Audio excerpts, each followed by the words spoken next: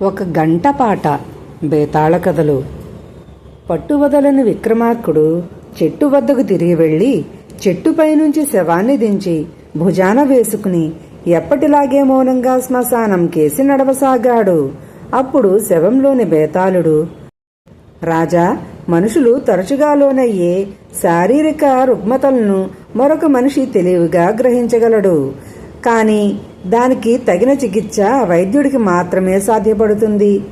అయితే మానసికమైన రుగ్మతలను తెలుసుకోవటం మరొక మనిషికి సాధ్యపడే పని కాదు.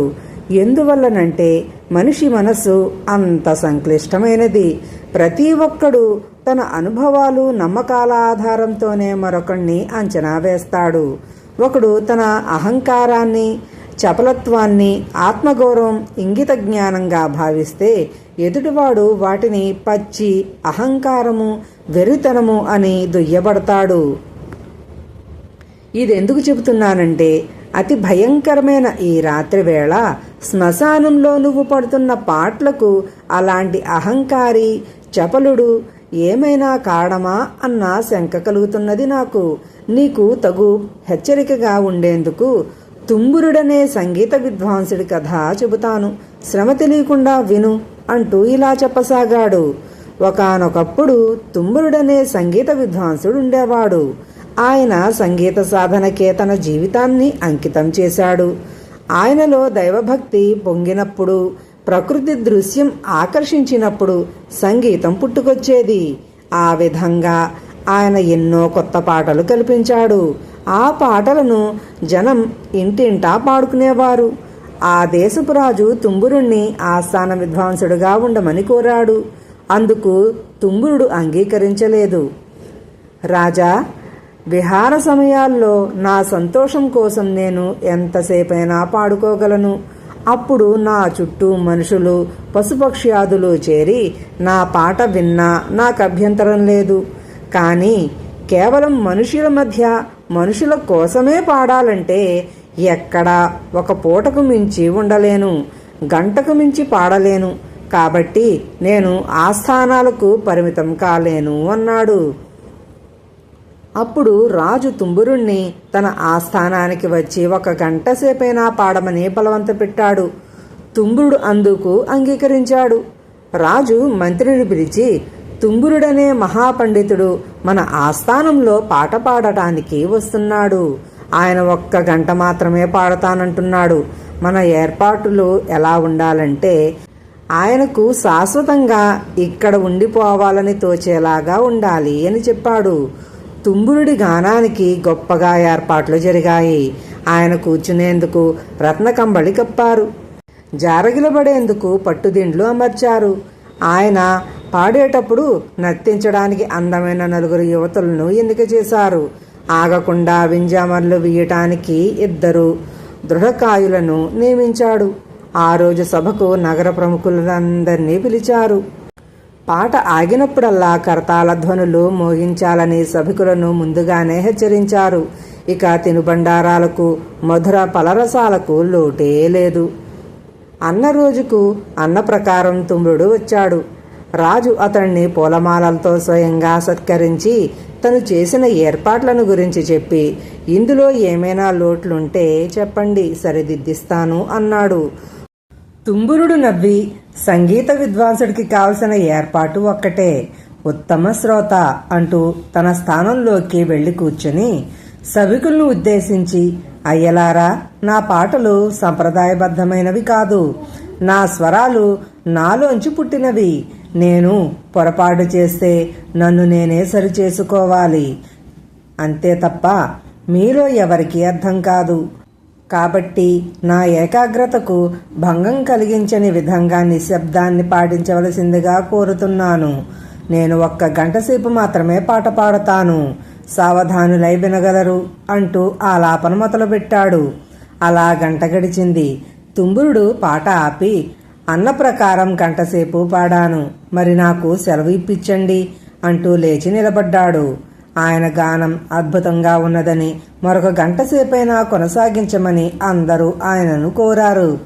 తుంబురుడు అంగీకరించక పలహారాలు పలరసాలు సేవించి రాజిచ్చిన కానుకలను అందుకని అక్కడి నుంచి వెళ్ళిపోయాడు. తమ ఏర్పాట్లు తుంబుడిని ఆకర్షించనందుకు రాజు నిరుత్సాహపడ్డాడు. ఆయన మంత్రితో, ఈ తుంబురుడు మహావిద్వాంసుడు అనడంలో సందేహం లేదు. అయితే ఈయన మహానుభావుడా, అహంకారపూరితుడా, చపలచిత్తుడా అన్న విషయం మాత్రం నిర్ణయించలేకపోతున్నాను.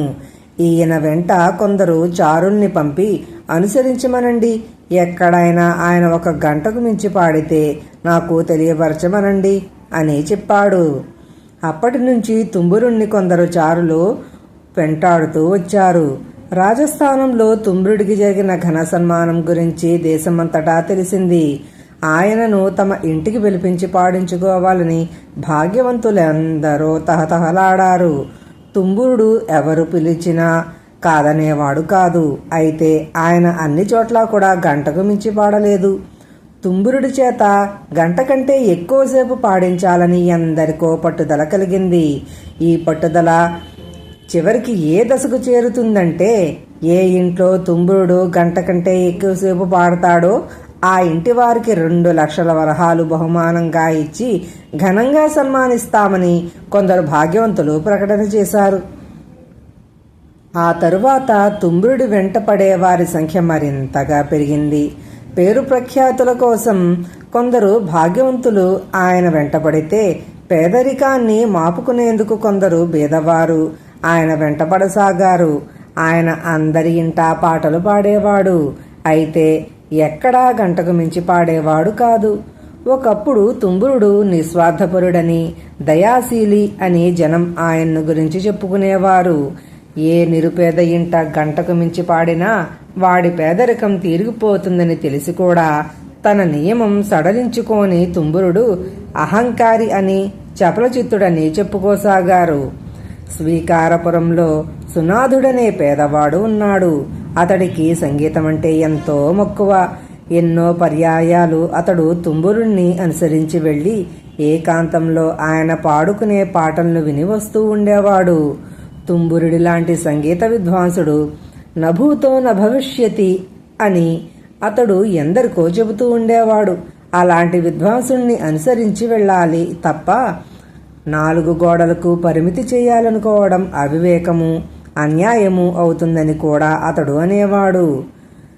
ఇటీవల జనం తుంబురుణ్ణి అహంకారి అని, చపలుడని అనుకోవడం తెలిసి సునాధుడు ఎంతో బాధపడి ఒకసారి వెళ్ళి ఆయన్ను కలుసుకుని, మహానుభావ, మీ దర్శనమే నాకు అద్భుతానుభవం.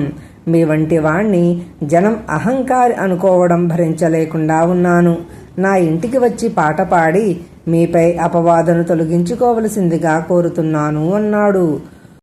తుంబురుడు అతడి వంక ఆప్యాయంగా చూసి, ప్రజల పేదరికం తొలగించడం ప్రభువు బాధ్యత.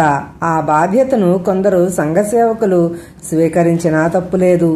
ఎవరైనా నన్ను అహంకారి అనుకుంటే నేను చేయగలిగింది ఏమీ లేదు.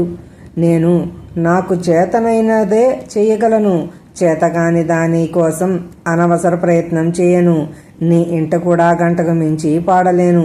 అందుకిష్టమైతే నీ ఇంటికి రాగలను అన్నాడు. తమకు చేతనైనది చేయగలనన్నారు, అది చాలు నాకు అన్నాడు సునాధుడు వినయంగా. తుంబురుడు పాట పాడడానికి సునాధుడు ఇంటికి వెళ్ళాడు. సునాధుడు తన ఇంటికి వేరే ఎవరిని ఆహ్వానించలేదు. ఇంట్లో ఏ ఆర్భాటాలు చేయలేదు. తుంబురుడికి ఉచితాసనం ఏర్పాటు చేశాడు. తను, కుటుంబం ఆయన ఎదుట కూర్చున్నారు. తుంబురుడు పాట ప్రారంభించాడు. శ్రోతలు పరవశించ వినసాగారు. సరిగ్గా గంట కాగానే తుంబురుడు పాట ఆపి, గంట పూర్తయింది అన్నాడు. సునాధుడు వినయంగా, అయ్యా, గంట పూర్తి అయింది కానీ పాట పూర్తి కాలేదు కదా. పాటను పూర్తి చేయకుండా మధ్యలోనే ఆపడం న్యాయం కాదు అన్నాడు. తుంబురుడు అతడి కేసి అబ్బురంగా చూసి చిరునవ్వు నవ్వి తరువాత ఏకధాటిగా మరొక 2 గంటల సేపు పాడి ఆ ఇంటి వారందరినీ ఆనందింపజేశాడు. చారుల ద్వారా ఈ సంగతి తెలుసుకున్న రాజు సునాధుడికి భాగ్యవంతుల చేత 2 లక్షల వరహాలు కానుకగా ఇప్పించడమే కాక తనూ కానుకలిచ్చి సత్కరించాడు. బేతాళుడు ఈ కథ చెప్పి, రాజా, తుంబురుడి ప్రవర్తన ఏకరీతిగా ఉన్నట్టు కనబడదు. రాజంతటి వాడు కోరిన ఆయన ఆస్థానంలో గంటకు మించి పాడటానికి నిరాకరించాడు. ఇది అహంకారం, చపలత్వం అని జనం అనుకున్నా లెక్క చేయలేదు. అటువంటి వాడు సునాధుడి ఇంట గంటకు పైబడి ఎందుకు పాడాడు? సునాధుడు పేదవాడు గనక అతడికి భాగ్యవంతుల చేత 2 లక్షల వరహాలు కానుకగా ఇప్పించేందుక? ఇదే నిజమైతే ఆయన రాజు దగ్గర అహంకారం, సునాధుడి దగ్గర చపలత్వం ప్రదర్శించాడనుకోవలసి వస్తుంది కదా. ఈ సందేహాలకు సమాధానం తెలిసి కూడా చెప్పకపోయావో నీ తల పగిలిపోతుంది అన్నాడు. దానికి విక్రమార్కుడు తుంబురుడి ప్రవర్తన మొదటి నుంచి ఏకరీతిగాను, సంగీత కళ పట్ల ఆయనకున్న విశ్వాసాలకు అనుగుణంగాను ఉన్నదనడంలో సందేహానికి తావులేదు. రాజాస్థానంలో ఆయన పాడడానికి వెళ్ళినప్పుడు రాజు ఆయనను తను చేసిన ఏర్పాట్లలో ఏమైనా లోపాలుంటే చెప్పమన్నప్పుడు అందుకు ఆయన సంగీత విద్వాంసుడికి కావాల్సింది ఉత్తమ శ్రోత అన్నాడు. అలాంటి ఉత్తమ శ్రోతను ఆయన సునాధుడిలో చూడగలిగాడు. అంతకుముందు ఆయన 1 గంట సేపు పాడి గంట అయింది అని పాడటం ఆపినప్పుడు మరొక గంట సేపు పాడమనేవాళ్లే తప్ప పాటను మధ్యలో ఆపాడని ఎత్తి చూపిన వాళ్ళు లేరు. అంటే వాళ్ళు ఉత్తమ శ్రోతలు కారు. ఏదో మహావిద్వాంసుడు పాడుతున్నాడని చప్పట్లు చెరిచి అంతటితో సరిపెట్టుకునే వాళ్ళు సునాధుడిలా కాక గంట పూర్తయినా పాట పూర్తి కాలేదు కదా అని తుంబురుణ్ణి ప్రశ్నించిన ఉత్తమ శ్రోత, సంగీత ప్రియుడు అది గ్రహించడం వల్లనే తుంబురుడు మరి 2 గంటల కాలం పాడి అతన్ని ఆనందింపచేశాడు.